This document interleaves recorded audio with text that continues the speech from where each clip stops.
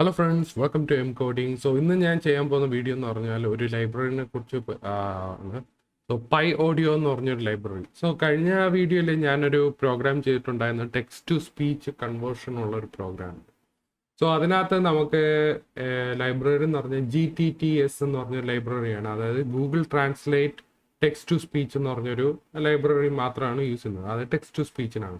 പക്ഷേ speech to ടെക്സ്റ്റിലാണെങ്കിൽ നമുക്ക് ഒരു ലൈബ്രറി വേണ്ടി വരും, സ്പീച്ച് റെക്കഗ്നിഷൻ എന്ന് പറഞ്ഞൊരു ലൈബ്രറി.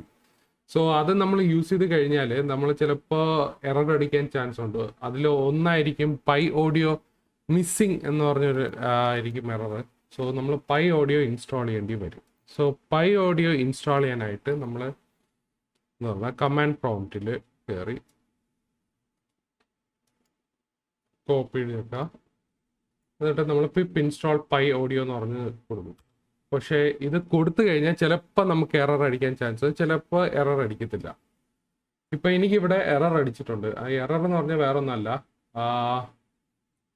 ഇതിനകത്ത് എഴുതിയിട്ടുണ്ട്. എറർ എന്ന് പറഞ്ഞാൽ Microsoft visual C++ 14.0 is required എന്ന് പറഞ്ഞു. അപ്പോൾ ചിലവർക്ക് ഇങ്ങനെ ഒരു എറർ അടിക്കും ഈ PyAudio ഇൻസ്റ്റാൾ ചെയ്യുന്ന ടൈമിലും. സോ ഇങ്ങനെ ഒരു എറർ വന്നാൽ നമുക്ക് ഡയറക്റ്റ്ലി നമുക്ക് ഇങ്ങനെ പിപ്പ് ഇൻസ്റ്റാൾ PyAudio എന്ന് പറഞ്ഞാൽ നമുക്ക് കൊടുക്കാൻ പറ്റില്ല. അപ്പം നമ്മൾ എന്ത് ചെയ്യാന്ന് പറഞ്ഞാൽ നമ്മൾ PyAudioയുടെ വെർഷൻ നോക്കിയിട്ട് നമ്മുടെ വിൻഡോസിൻ്റെ ഏതാണോ വെർഷൻ അത് നോക്കിയിട്ട് നമ്മൾ ഇൻസ്റ്റാൾ ചെയ്യേണ്ടി വരും. സോ അതിനായിട്ട് നമ്മൾ കുറച്ച് ഡെപ്തിൽ പോകേണ്ടി വരും എങ്ങനെ PyAudio ഇൻസ്റ്റാൾ. സോ ഈ PyAudio ഇൻസ്റ്റാൾ ചെയ്ത് കഴിഞ്ഞാലേ നമുക്ക് സ്പീച്ച് റെക്കഗ്നിഷൻ, അതായത് സ്പീച്ച് ടു ടെക്സ്റ്റിലോട്ട് നമുക്ക് പ്രോഗ്രാം ചെയ്യാൻ പറ്റത്തുള്ളൂ.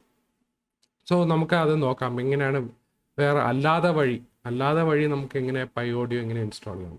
ഓക്കെ, അപ്പം നമുക്ക് ഈ ഒരു സൈറ്റ് ഉണ്ട്, ifd.uci.edu എന്ന് പറഞ്ഞൊരു സൈറ്റ്. ഇത് ഞാൻ താഴെ ഡിസ്ക്രിപ്ഷനകത്ത് ഇട്ടേക്കാം. അപ്പം ഈ ഒരു സൈറ്റിനകത്ത് നമുക്ക് PyAudio അല്ലാതെ നമ്മൾ മാനുവലി ആയിട്ട് ഇൻസ്റ്റാൾ ചെയ്യണം. സോ നമുക്ക് ഇത് എങ്ങനെ ചെക്ക് ചെയ്യുന്നത്, ഇവിടെ അകത്ത് കുറേ വെർഷൻസ് കാണും.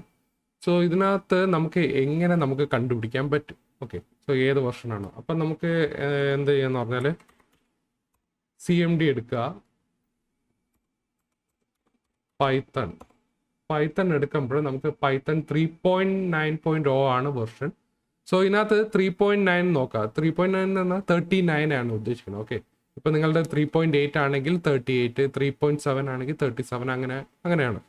സോ ലേറ്റസ്റ്റ് വെർഷൻ 3.10 ആണ്, 3.10 ആണ്. സോ എൻ്റെ ഇപ്പോൾ ഇരിക്കുന്നത് 3.9 ആണ്. സോ CP13 തന്നെ 39 ആണ് നോക്കേണ്ടത്. സോ ഈ രണ്ടെണ്ണത്തിൽ ഇതിലേതെങ്കിലും ഒന്നാണ്. സോ ഇതിനകത്ത് AMD 64 എഴുതിയിട്ടുണ്ട്. സോ എൻ്റേത് ഇവിടെ AMD 60, എൻ്റെ AMD പ്രോസസ്സറാണ്. സോ ഇവിടെ AMD 64 ബിറ്റിൻ്റെ ആണ്. അപ്പോൾ സോ ഞാൻ ഇതാണ് ഇൻസ്റ്റാൾ ചെയ്യേണ്ടത്. ഇപ്പം നിങ്ങളുടെ കയ്യിൽ 32 ആണെങ്കിൽ ഇവിടെ 32 എന്ന് എടുക്കാം, അല്ലെങ്കിൽ 64 ആണെങ്കിൽ ഇവിടെ 64. ഓക്കെ, സോ 64 ബിറ്റ് AMD 64 എടുക്കാം. അപ്പം ഞാനിത് ക്ലിക്ക് ചെയ്യുമ്പോൾ നമുക്കിവിടെ ഡൗൺലോഡ് വരും.